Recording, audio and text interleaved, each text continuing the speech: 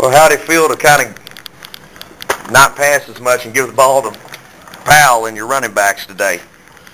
We win. I don't care what I do. I'll Right. hand it off 100% of the time. If we win the ball game, I don't care. So, I mean, it was great. Let the running backs do the work. I mean, I think this is probably one of our lowest yardage totals of the season. But at the same time, you score 26 points and you get a 26-0 win. We'll take it. Chris Philpott, how'd you feel about his performance today, hitting 4, drilling them all? No, huge. I mean, coming back from last week, bounced right back, didn't let that affect him, moved on. Like you said, drilled 4 of them. I mean, you would never think he missed a kick. I mean, he nailed all 4 of them. Speaking of comeback, Doug Beaumont, talk about him a little bit. Huge. I mean, like I've said before, Doug is, kind of a centerpiece of our team. It's kind of the rock. You always know where he's going to be. You always know what he's going to do. He's, always going to give you a solid effort. And so, having him back, get the ball in his hands always makes me look good because, I mean, yards after catch, he's going to get them. And, he's really kind of a quarterback out there, on the perimeter for me. There's sometimes I get up to the line, I'm making checks, doing different stuff, and, he's getting wide receivers lined up. So, other than just the statistical part of it, Doug, helps a lot on offense out there. Did you have to work on timing again with him, Adam, when he came back, or did it just kind of all full back in the... I would say within a day. I mean, it was right back to where it has been. I mean, he hasn't lost his step. I mean, with the knee and everything, he bounced right back, doesn't let it affect him, pushes right through it, so he's not any different than he was beforehand. Bilal actually caught today. Did he? Good for him. Right? That does surprise me a little bit, but no, I'm happy he's getting out there. It's kind of extending out to the knee a little bit. How'd it feel to get him 1,000 yards or help get him 1,000? It's awesome. That's awesome. I mean, it says a lot about him, how he's been running this year, but also says a lot about our O-line. Our O-line is just, we said coming into the season, they've, worked harder than any other group in the off-season, and it's really showing. They're putting the holes there and, give it to the receivers too. They're downfield blocking. Every long run that he has, you can pick out 1-2 receivers that are downfield getting a block, big blocks, bringing them. So, it's really a group effort, to get him his yards, but, he's the one who pulls the trigger. He's the one who makes the cuts, makes the reads and everything, so. 2 weeks in a row, Andrell Smith's the receiving leader. Have you found you a new weapon? He's always been there. We've always known about it.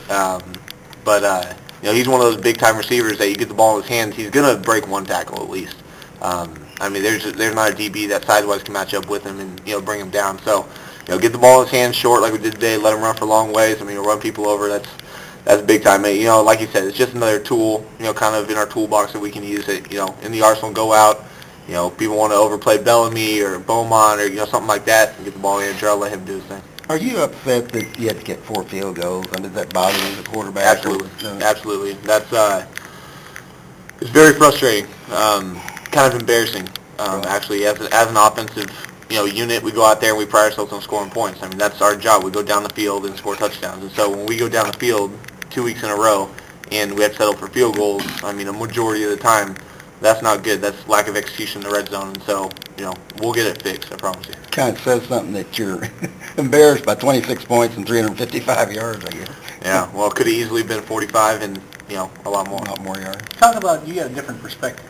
What has brought this defense along? They were much maligned earlier in the season, and suddenly they're pitching shutouts. What's caused that from your perspective? It's just confidence. I mean, those guys go out there and really this whole team is a team of confidence. If we can go out there and make a big play on offense, offense gets rolling. If the defense can go out there, hit them in the mouth, make a big play, get a 3 and out, all of a sudden the defense is rolling. So, when we go out there, offense kind of stumbled a little bit early, and, defense was right there. They didn't blink. Went out there, got to stop. They'll give up a play, come right back, shut them down 3, make them punt, and, let our special teams do the work from there. And so, like I said, they get a big play early, and they roll the rest of the time, and that's just something that hopefully we can continue throughout the season, with 5 games left. If they can go out there and just establish themselves there at the beginning of the game, they'll be good. You start out the season picked last in the Big East, and with this, it's so wide open. You guys are actually a contender. What does that mean to you? That's huge. I mean, coming into the season, we knew we could do it. We talked about it. We knew we could do it. It was just a matter of showing everybody else. There's some people in this room who said that, we couldn't do it. So it's good to get out there and, we're not there yet. We're definitely not there yet. We got 5 games to go. I mean, really, our destiny's in our hands. I mean, with Cincinnati losing, that really opens it up. We go out there. Yeah, oh, that's right. I heard that too.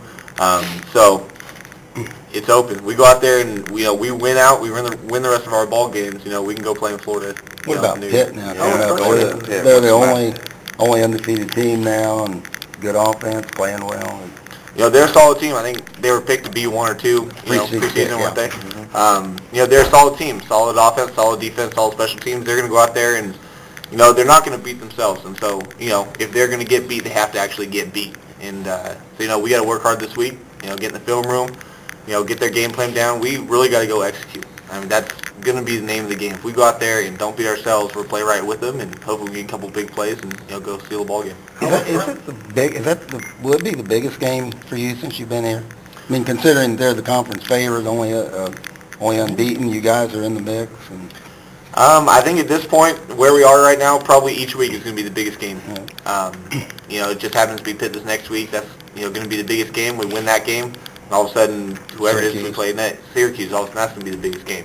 We win that one, all of a sudden the next one's going to be the biggest game. So, if we keep rolling the way we are, keep progressing, just really keep playing as a team, the games are going to get bigger and bigger until we're on that, that top stage. How much do you guys openly talk about bowl games and conference titles now? And does it really feel more tangible? I believe last week or so you said that guys believe, but it still took something to make guys really believe. I mean, is that something you guys openly talk about now? Definitely. I mean, that said, I mean, we're 4-3 right now. We'll tell each other 2 more gets us to a bowl game. But that's not where it stops. We say we can win out from here. Every team on our schedule left, we can beat. But also every team left on our schedule can beat us. So if we go out there, go do what we can do, I mean, execute, play as a team, go out there with heart every single day. We win out, and we know where we can end up. We know we can end up with a conference title, and, it's out there. It's, kind of dangling right in front of your face, and, you get a fish, you want to bite that hook so bad, but, there's a lot of work that it takes to get there. So, we're just going to keep playing, keep our heads down, and, we're not going to look at the scoreboard until the end of the season, and then we'll see where we're at. You talked last week, you said a lot of players on the team don't know how to win. You're learning how to win. You won. You got to keep winning. I mean, you guys are winning. Is that a change in culture in itself? Oh, that's definitely a change in culture. I mean, what is this?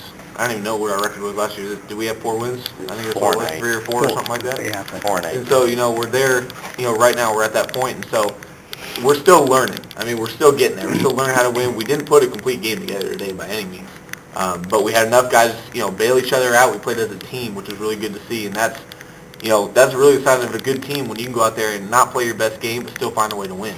And so if we can keep on doing that, we'll be all right. 'Cause there's going to be games where we put it together, and we'll win those games. But those games when we're struggling a little bit, maybe offense is struggling like today, or maybe defense is struggling, offense got to put points on the board, there's going to be a game where it goes back and forth like that. And, when we can learn how to win and really help each other out, both sides of the football, then we'll be a team to beat. What, from your perspective, has really made a difference for Bilal Powell? I mean, I don't think anybody outside this building thought he could be among the best running backs in the country this season. I mean, well, it's a combination of things. For him, confidence. Lost some weight. He got his speed back. Got the agility back, and so physically, he feels better, and so he's going to play better. Another factor is the offensive line. Those guys are night and day from where they were at last year. Just as a unit, individuals, you name it. I mean, these guys have just come so far. And, they know Bilal's going to hit the hole. They know he's going to make plays. And so if they can just, make that block in through the hole, he's going to get there. So that gives them a little bit, that little extra something to, really get on their blocks, really stick it for that extra split second, let him get through there. And, he just keeps running the way he is. And there's so much confidence, in our running game right now. Keep getting him the ball, keep doing good things. He's going to keep being at the top of the country. when you have a guy at that level, how much confidence does everybody derive from it? Oh, we got a guy huge. who's basically do this against anybody. You Yeah. feel like. Oh, yeah. We know he can go out there. It doesn't matter who we're playing. I mean, if we went out, and played, Florida right now, he'd have the same kind of game that he would against anybody else. I mean, he runs hard, he runs smart, he's physical, runs behind his pads, he reads blocks well. And so, you know what kind of effort you can get him every day. He's going to go out there and sell out, and he's going to do everything he can to help the team win. And so, when you have confidence in a teammate like that, especially on offense for us, when we have confidence that, run play's called, we get that block, he's going to hit the hole, we're going to get a first down, that's huge, because that just allows us to open up so many more things that we can do. Coach gets a Gatorade shower today. How important was getting that first conference win for him? He's got a lot of Gatorade showers this year. It's big time for Coach Strong. I mean, him and the whole staff have really just, I mean, worked so hard since they've been here in January. Just really put their whole selves into coaching. I mean, every aspect, night, day. I mean, game plan. They really come together. And, it's paid off. Everybody thinks, a new coaching staff comes in, they make us run, do all this, all the hard work's on the players, and that's not it. I mean, a lot of it is, but the coaches have to put in the same amount of work. They got to come in early. They got to be there late. They got to, stay away from their families, set up beds up in their offices. So, they've been working really hard, and, for us to get that win for them, it feels pretty good.